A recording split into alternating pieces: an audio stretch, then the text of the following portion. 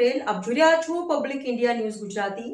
સમાચાર મળી રહ્યા છે દાહોદ જિલ્લા. દાહોદ આદિવાસી સમાજનો ગજતો અવાજ ફરજિયાત 40% જોગવાઈ તાત્કાલિક રદ કરો. દાહોદ તારીખ 26 ફેબ્રુઆરી 2026. દાહોદ આદિવાસી સમાજ આજે ઉગ્ર રોષ કલેક્ટર કચેરી ખાતે એકત્રિત થયો હતો અને રાજ્ય સરકાર દ્વારા સ્પર્ધાત્મક પરીક્ષાઓમાં લાગુ કરાયેલા ફરજિયાત 40% જોગવાઈને આદિવાસી વિરોધી કાવતરું ગણાવી તાત્કાલિક રદ કરવાની જોરદાર માંગ ઉઠાવી હતી.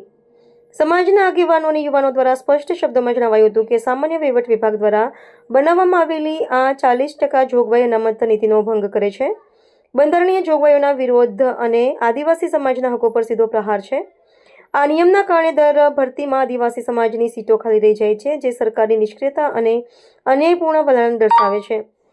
આદિવાસી સમાજના સામાજિક કાર્યકર લક્ષ્મણભાઈ વડકિયા, રાહુલભાઈ ભુરિયા, શૈલેષભાઈ સહિત મોટી સંખ્યામાં યુવાનો ઉપસ્થિત રહ્યા હતા. આગેવાનો દ્વારા સરકાર પર આકરા પ્રહાર કરતા જણાવાયું હતું કે આદિવાસી સમાજ સાથે સતત ભેદભાવ સહન કરવામાં નહીં આવે. ફરજિયાત 40%નો બોજ હટાવો, નહીં તો રાજ્યવ્યાપી આંદોલન માટે સરકાર તૈયાર રહે.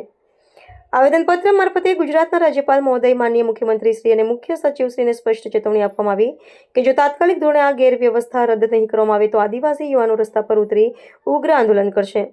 દાહોદ જિલ્લાના આદિવાસી યુવાનોની એક જ માંગ છે, ફરજિયાત 40% જોગવાઈ તાત્કાલિક રદ કરો, ખાલી પડતી સીટો ભરવા ખાસ વ્યવસ્થા કરો, અનામત નીતિ મુજબ સંપૂર્ણ ન્યાય આપો. હક માટે લડીશું, ન્યાય લઈને જ રહીશું.